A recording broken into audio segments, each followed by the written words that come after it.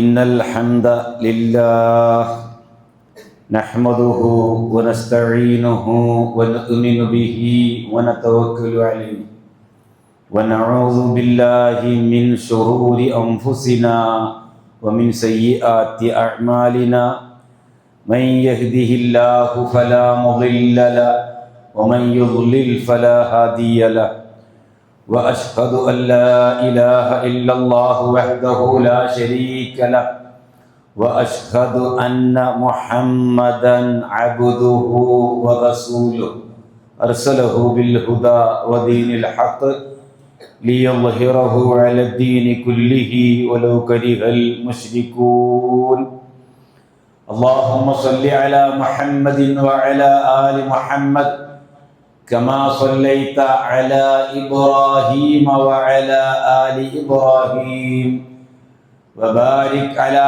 محمد وعلى آل محمد كما باركت على إبراهيم وعلى آل إبراهيم إنك حميد مجيد أما بعد فإن خير الحديث كتاب الله وخير الهدي هدي محمد صلى الله عليه وسلم وشر الأمور محدثاتها وكل بدعة ضلالة أيها الناس اتقوا الله عباد الله أعوذ بالله من الشيطان الرجيم بسم الله الرحمن الرحيم وإذ يمكر بك الذين كفروا ليثبتوك أو يقتلوك أو يخرجوك ويمكرون ويمكر الله والله خير الماكرين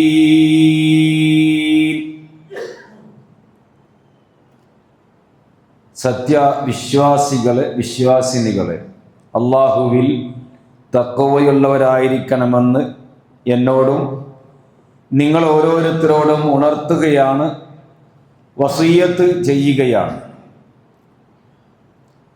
നാം ഹിജ്റ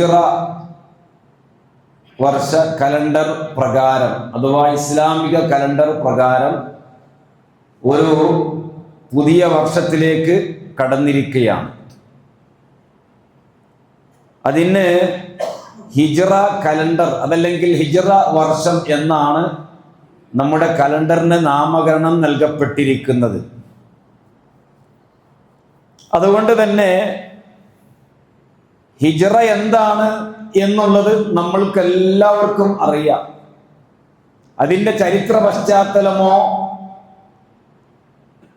അത് നടന്ന സ്ഥലമോ പോയ ആളെപ്പറ്റിയോ ഒന്നും വിശദീകരിക്കേണ്ടതില്ല.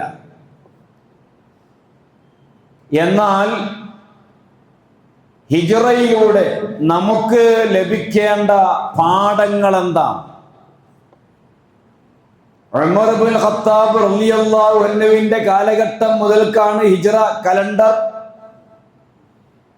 എന്ന നമ്മുടെ വർഷ കലണ്ടറായിട്ട് ഇസ്ലാമിക കലണ്ടറായിട്ട് രൂപീകരിക്കപ്പെട്ടത്.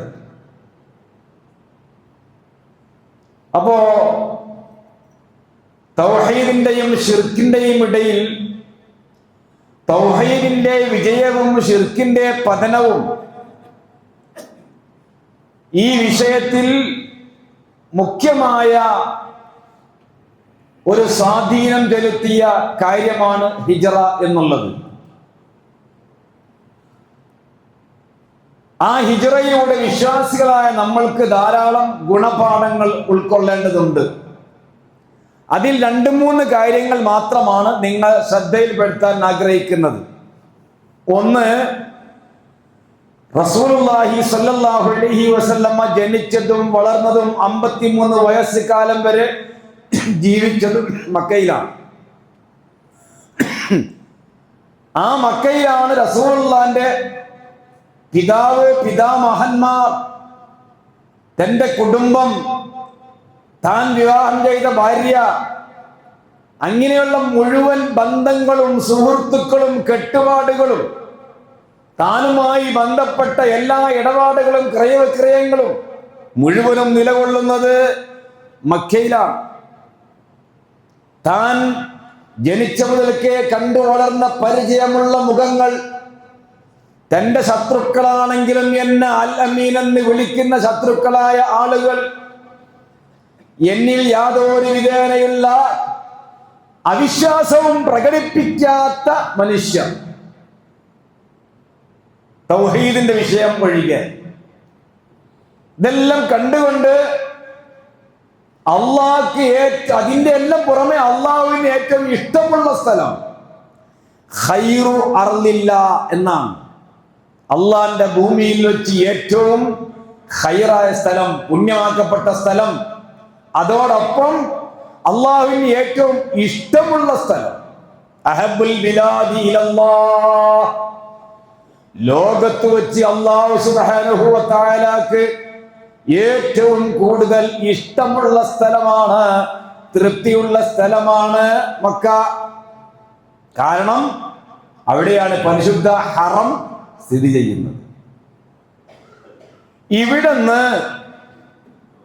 ഈ സൗകര്യങ്ങളും ഈ പരിചയങ്ങളും ഈ സ്നേഹബന്ധങ്ങളും എല്ലാം ഇട്ടേച്ചുകൊണ്ട് റസൂലുള്ളാഹി സ്വല്ലല്ലാഹു അലൈഹി വസല്ലമ മക്കയെ വിളിച്ചുകൊണ്ട് പറയുകയാണ്, ഇന്നകി ലഖൈറു അർളില്ലാഹ്. മക്ക, ഞാൻ ജനിച്ചു വളർന്ന, ഞാൻ നടന്നു വളർന്ന, ഞാൻ കളിച്ചു വളർന്ന, എൻ്റെ സുഹൃത്തുക്കളും പരിചയക്കാരും എൻ്റെ പിതാക്കളും ഉപ്പമാരും എല്ലാമുള്ള രാജ്യമാണ് ഇത്. അള്ളാഹുവിന്റെ ഭൂമിയിൽ വെച്ച് ഏറ്റവും തൃപ്തിയുള്ള രാജ്യമാണ്. നിനക്ക് ഇഷ്ടമുള്ള സ്ഥലമാണ്, അള്ളാഹ്ക്ക് ഇഷ്ടമുള്ള സ്ഥലമാണ്. പക്ഷേ ഞാൻ പോവുകയാണ്, സമയതയാ പോവുകയല്ല. ലൗലാ അന്നി ഉഖ്രിജ്തു മാ ഖറജ്തു, എന്നെ ഇവിടെ നിന്ന് പുറത്താക്കുകയാണ്, എന്നെ ഇവിടെ നിന്ന് പുറത്താക്കപ്പെടുകയാണ്. അതുകൊണ്ടാണ് ഞാൻ പോകുന്നത്, എനിക്ക് ഇവിടെ നിന്ന് പോവാൻ താല്പര്യമില്ല. അങ്ങനെ മുഹമ്മദ് റസൂലുള്ളാഹി സ്വല്ലല്ലാഹു അലൈഹി വസല്ലമ തങ്ങൾ തൗഹീദിന്റെ വിജയവും സംരക്ഷണവും ലക്ഷ്യം വെച്ചുകൊണ്ട് ഒന്നാമത്തെ ത്യാഗത്തിന് സന്നദ്ധനാവുകയാണ്. എപ്പോഴാണ് അത് ഉണ്ടായതെന്ന് വരണ്ടയില്ല. ആ ആയത്താണ് സൂറത്തുൽ അൻഫാൽ 30 ഞാൻ ഓതി കേൾപ്പിച്ചത്. അബൂ താലിബ് മരണപ്പെട്ടതിന് ശേഷം റസൂലുള്ളാഹിക്ക് പരീക്ഷണങ്ങൾ കൂടി. അവിടുന്ന് മുഹമ്മദ് നബിയെ നിഷ്കാസനം ചെയ്യുവാൻ വേണ്ടി ഖുറൈശികൾ മീറ്റിംഗ് കൂടി തീരുമാനിച്ചു. ആ തീരുമാനമാണ് അല്ലാഹ് അവിടെ പറയുന്നത്. എന്ത്? വൈരിയംകുറു ബികല്ലദീന കഫറു, നിഷേധികളായ ആളുകൾ നിനക്ക് എതിരിൽ തന്ത്രം പ്രയോഗിച്ചു. ലിയുസ്ബിതൂക, നിന്നെ ഇവിടെ എവിടെയെങ്കിലും പിടിച്ച് ബന്ധവസ്ഥനാക്കുക. അല്ലാണ്ട് രക്ഷല്ല, അല്ലാണ്ട് നമുക്ക് രക്ഷല്ല. നമുക്കും നമ്മുടെ ശിർക്കിനും ഇനി വല്ല വളർച്ചയും ഉണ്ടാവണമെങ്കിൽ ഇതല്ലാണ്ട് രക്ഷല്ല. ഒന്നുകിൽ മുഹമ്മദ് നബിയെ പിടിച്ച് ബന്ധവസ്ഥനാക്കുക, അല്ലെങ്കിൽ പ്രവാചകൻ സല്ലല്ലാഹു അലൈഹി വസല്ലമയെ കൊന്നുകളയുക, അത് അല്ലെങ്കിൽ നാട്ടിൽ നിന്ന് പുറത്താക്കുക. ഇവരിങ്ങനെ തീരുമാനത്തിൽ എത്തുന്നില്ല. എല്ലാറ്റിനും മറുപടി വരികയാണ്. ഇവിടെ എവിടെങ്കിലും പിടിച്ച് ബന്ധവസ്ഥനാക്കിയാൽ അവന്റെ ആളുകൾ സംഘടിച്ച് പിന്നീട് ഇത് വലുതാവും. പുറത്താക്കിയാലോ അവിടെ പോയി സംഘടിച്ചുകൊണ്ട് അവൻ നമ്മെ തുരത്താൻ വരും. രണ്ട്.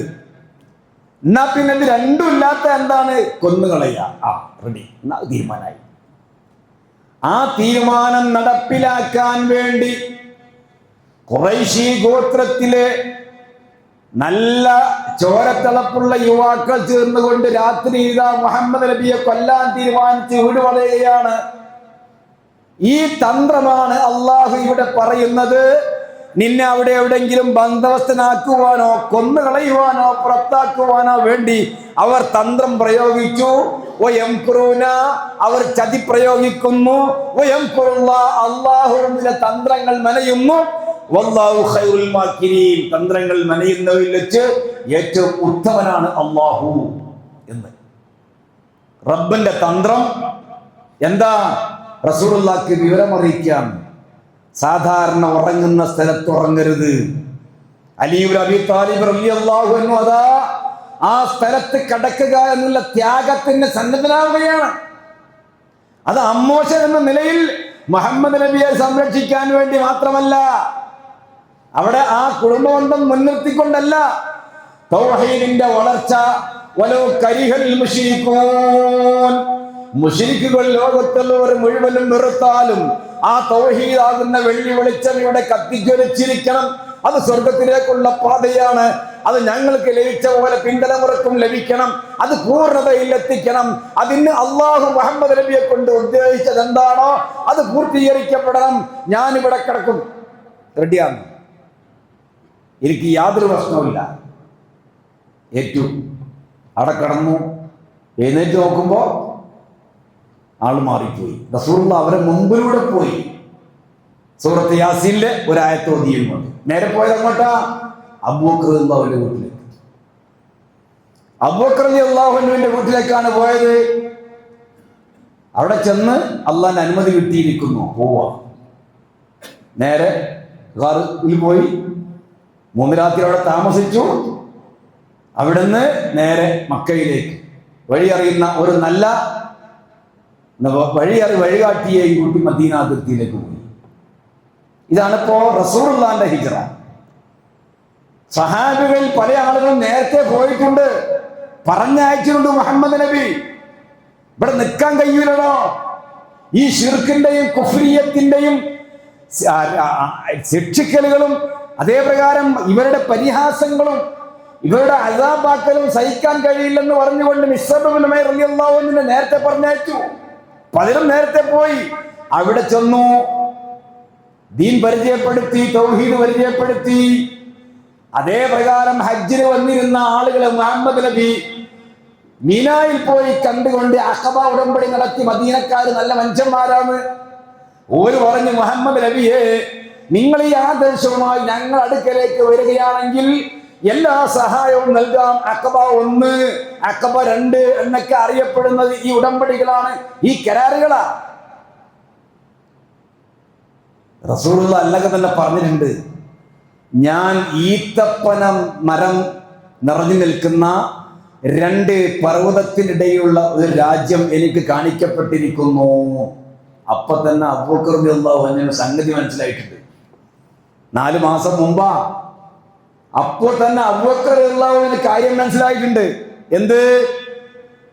ഇത് മുഹമ്മദ് നബി അല്ലാഹു സുബ്ഹാനഹു വ തആല മുഹമ്മദ് നബിയെ കൊണ്ട് അല്ലാഹു ഉദ്ദേശിക്കുന്ന കാര്യം എന്താണോ എന്നുള്ളതിന്റെ സൂചന ലഭിച്ചു. എന്നാ പിന്നെ നമ്മൾ ഉടനെ പോവുന്ന തയ്യാറായി പോവാൻ. അപ്പൊ റസൂൽ പറഞ്ഞു, അലാ റിസ്ലിക്, എനിക്ക് അനുമതി കിട്ടിയിട്ടില്ല. നീ പറയും പോലെ പോകാൻ പറ്റില്ല, എനിക്ക് അനുമതി ലഭിച്ചിട്ടില്ല.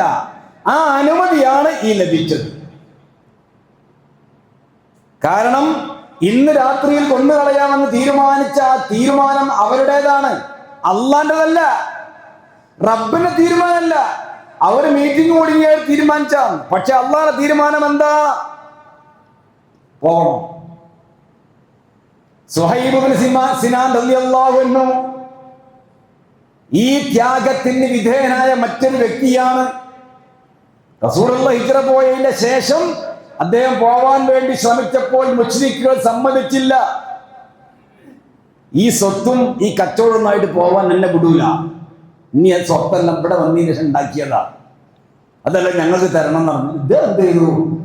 ഇത് സ്വർഗം ആഗ്രഹിക്കുന്ന ആൾക്കാരല്ലേ, റസൂലുള്ളാഹിനെ സ്നേഹിക്കുന്ന ആൾക്കാരല്ലേ, എല്ലാം മുശ്രിക്കിന് കൊടുത്ത് നിങ്ങൾക്ക് തന്ന എന്നെ വിടുവോ? ആ, ഈ സ്വത്തെല്ലാം ഞങ്ങൾക്ക് തരുമെന്നത് എന്നെ വിടാം. വിട്ടു.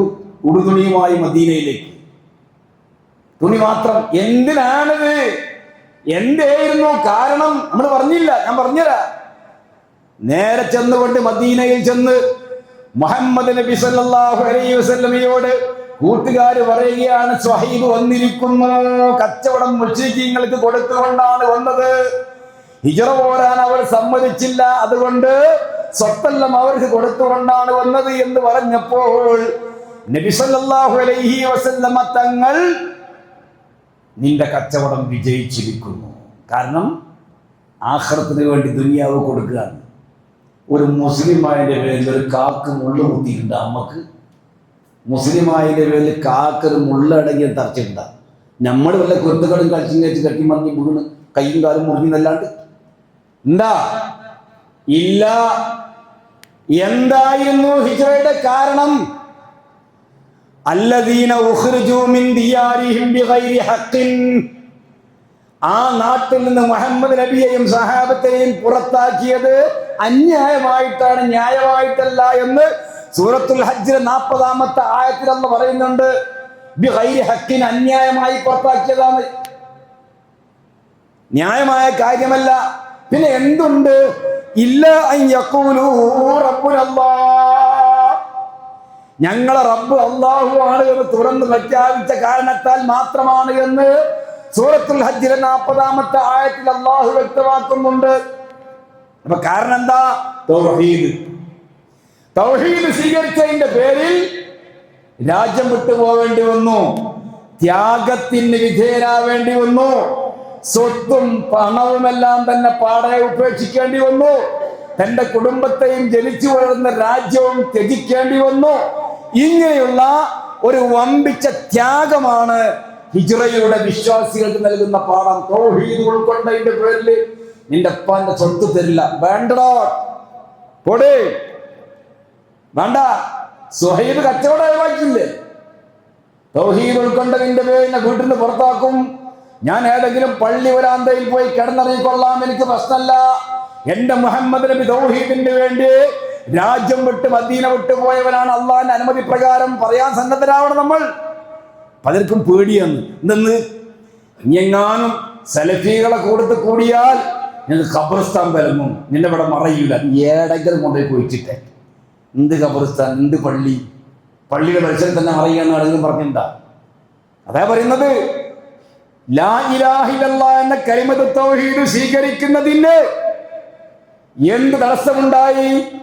ഒരു തടസ്സം ഉണ്ടായില്ല, നേരെ പോയി. മുഹാജിറായ ഇബ്രാഹിം നബി അലൈഹി സ്വലാത്തു വസ്സലാമിന്റെ കഥ കഴിഞ്ഞ മാസങ്ങളോളം നമ്മൾ പറഞ്ഞതാണ്. മുഹാജിറായ ഖലീലുള്ളാഹ് ഒരു രാജ്യമല്ല, 2 രാജ്യമല്ല, 3 രാജ്യമല്ല, രാജ്യം വിട്ടുകൊണ്ടുപോയ ആളാ ഖലീലുള്ളാഹ്. അമ്പിയാക്കന്മാരിൽ പലരും മുഹാജിറുകളാണ്. അതേ പ്രകാരം തന്നെ അടുത്ത കാര്യം എന്താ? തൗഹീദി വിശ്വാസവും അതിന്റെ ദഅവത്തിലും നമ്മൾക്ക് മടുപ്പുണ്ടാകാൻ പാടില്ല, ഒരു നീരസം. ഇങ്ങനെല്ലാം കൂടി ആയില്ലേ, ഇനിയിപ്പത് മുന്നോട്ട് കൊണ്ടുപോകാൻ കഴിയും. റസൂലുള്ള ചെയ്ത എന്താ? എല്ലാ സമയം കാണുന്നവനോട് മുഴുവനും തൗഹീദ് പറയാ. ഹജ്ജ് വേളയിൽ മുഹമ്മദ് നബി സല്ലല്ലാഹു അലൈഹി വസല്ലം വീട് വിടാൻ കയറി ഇറങ്ങി തൗഹീദ് പറയുക. ജനങ്ങൾ കൂടുന്ന സ്ഥലത്ത് എന്നെ ഏറ്റെടുക്കാൻ വല്ലവനുമുണ്ടോ എന്ന് ചോദിച്ചുകൊണ്ട് ജനങ്ങളോട് എന്റെ ആശയം ഏറ്റെടുക്കണം എന്ന് പറയുക. തായിഫിലേക്ക് പോയി വലിയ അക്രമങ്ങൾ നേരിട്ടു. ഇങ്ങനെ ഒരുപാട് കാര്യങ്ങൾ, ഒരു നിരാശയുമില്ലാതെ, ഒരു മനസാക്ഷിക്കുത്തുമില്ലാതെ, ഒരു മടിയുമില്ലാതെ, ഒരു നിലക്കുള്ള മാനസികമായതായിരിക്കുന്ന സംഘർഷവും ഇല്ലാതെ ലാ ഇലാഹ ഇല്ലല്ലാഹ് എന്ന കലിമത്ത് തൗഹീദ് പ്രബോധനം, അത് തന്നെയാണ് ഹിജ്റയുടെ ബേസിക്കലി കാരണം, അടിസ്ഥാനപരമായ അതിന്റെ കാരണം. അപ്പൊ ഇതാണ് റസൂലുള്ളാഹിയും സഹാബത്തും സഹിച്ച ത്യാഗം. ഇതിൽ വലിയ പങ്കുള്ള ആളാണ് ആര്? അബൂബക്കർ റളിയല്ലാഹു അൻഹു. കൂടെ പോയത് അദ്ദേഹമാണ്. അബൂബക്കർ റളിയല്ലാഹു അൻഹു, ഞാൻ പറഞ്ഞല്ലോ 4 മാസം മുമ്പ് തന്നെ ഈ വിവരം ലഭിച്ചപ്പോൾ പരിശുദ്ധ ഖുർആനിൽ സൂറത്ത് സുമറിലെ ഒരു ആയത്തിൽ വല്ലദീ ജാഅ ബിസ്സിദ്ഖി വസദ്ദഖ ബിഹി എന്ന് പറഞ്ഞിടത്ത് സത്യവുമായി വന്നവൻ എന്നത് മുഹമ്മദ് നബിയാണ്. വസദ്ദഖ ബിഹി, ആ മുഹമ്മദ് നബിയെ വിശ്വസിച്ചവരെന്ന് പറയുന്നത് അബൂബക്കർ റളിയല്ലാഹു അൻഹു ആണ് എന്ന് പ്രമുഖ മുഫസ്സിരീങ്ങൾ രേഖപ്പെടുത്തിയതാണ്. 4 മാസം മുമ്പ് തന്നെ അദ്ദേഹം 2 വാഹനം വാങ്ങി വളർത്താൻ തുടങ്ങി, പുല്ലും ഭക്ഷണവും കൊടുത്തുകൊണ്ട്. അതാണ് നമ്മൾ പറയുന്ന ഓർഗനൈസേഷൻ എന്നറിയുന്നത്. കാര്യങ്ങൾ പെട്ടെന്ന് എടുത്തു ചാടാതെ അള്ളാഹു അതാണല്ലോ ഇങ്ങനെ അവസാന സമയത്തേക്ക് എത്തി ഇനി നീ പോവുക. ഇതുപോലെ ആത്മീയ രംഗത്ത് ഇപ്പൊ നമ്മൾ നല്ല 1-ാം നമ്പർ കളി നടക്കുന്ന സമയമാണ്. നമ്മളെ മക്കളും നമ്മളെ ബന്ധപ്പെട്ടവരൊക്കെ എത്ര ആശിച്ച് ആഗ്രഹിച്ച് മോഹിച്ച് അതിനും വേണ്ടി വാട്സപ്പിൽ വിട്ട് ബാക്കി പിന്നെ ഞാൻ പറയാം. 2-ാമത്തെ 10 പേര് വലിയ ആഗ്രഹമാണ്. അവരുള്ളവർ എന്താ ആഗ്രഹിച്ചത്?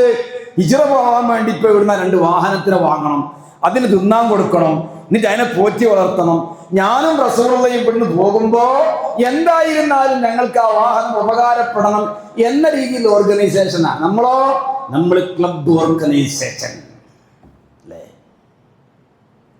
എപ്പോഴാണോ റസൂലുള്ളാഹി അബൂബക്കർ റളിയല്ലാഹു അൻഹുവിന്റെ വീട്ടിലേക്ക് വന്നുകൊണ്ട് പ്രവാചകരെ നബി സല്ലല്ലാഹു അലൈഹി വസല്ലം ഇതാ അനുമതി ലഭിച്ചു എന്ന് പറഞ്ഞപ്പോൾ ഉടൻ പറയുകയാണ്, അസ്സുഹബത യാ റസൂലുള്ളാഹ്, ഞങ്ങളെ കൂടെ പോരും, നിങ്ങളെ കൂടെ ഞാൻ പോരും.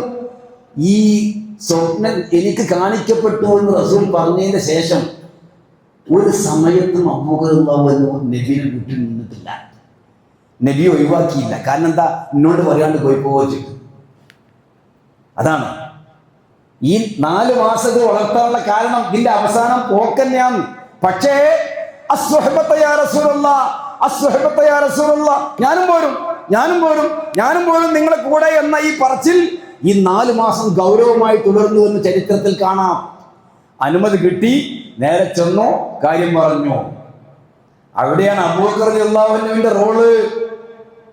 അബൂബക്കർ റളിയല്ലാഹു അൻഹു പണക്കാരനാ, ഒരു സാധാരണ മിസ്കീനല്ല, പണക്കാരനാണ്.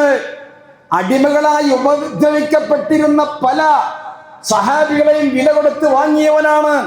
അബൂബക്കർ റളിയല്ലാഹു അൻഹുവിനെ പലർക്കും ഭയമായിരുന്നു, മാന്യനായിരുന്നു. ഖുർആൻ പഠിക്കുകയും അത് ജീവിതത്തിൽ പകർത്തുകയും ചെയ്യുന്ന ആളായിരുന്നു. മുഹമ്മദ് നബി രോഗിയായി കിടന്നപ്പോൾ അബൂബക്കറിനോട് കൽപ്പിക്കുക, ജനങ്ങൾക്ക് ഇമാമായി നമസ്കരിക്കട്ടെ എന്ന് പറഞ്ഞ മഹാനാണ്. ആ മഹത്വമൊക്കെ ഇതിലും പ്രതിഫലിച്ച് കാണാം. അങ്ങനെ ഒരു കാരണവശാലും ഞാൻ പോരാണ്ടിക്കൂല, എണ്ണ പോയി. അത് അബൂബക്കർ റളിയല്ലാഹു അൻഹുവിന്റെ ഏറ്റവും വലിയ പങ്കാളിത്തം എന്ന് പറയാൻ കാരണം റബ്ബ് സുബ്ഹാനഹു വ തആല ഈ 2 വിഭാഗം, ഇവിടുന്ന് അങ്ങോട്ട് ചെന്നവൻ മുഹാജിർ, ഇവരെ ഏറ്റെടുത്തവൻ അൻസാർ. ഇവിടെയാണ്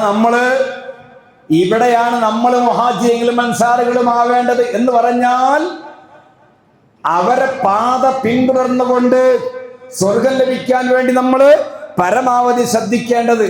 അതാണ് സൂറത്തുൽ ഹശ്റിൽ അല്ലാഹ് പറയുന്നത്, ലിൽ ഫഖറാഇൽ മുഹാജിരീന, ലിൽ ഫഖറാഇ ഫഖീറുമാര്, ഉടുതുണിക്ക് മലതുണിയില്ലാത്തവർ, ഒരു നേരത്തെ ഭക്ഷണത്തിന് വകയില്ലാത്തവർ, കാലിൽ ചെരുപ്പ് ധരിക്കാത്തവർ, 2ാമത് ജോലി ഡ്രസ്സില്ലാത്ത ആളുകള്, ഒരു നിലക്കുമുള്ള ദുന്യവിയായ സുഖങ്ങളോ സൗകര്യങ്ങളോ ലഭിക്കാത്തവര്.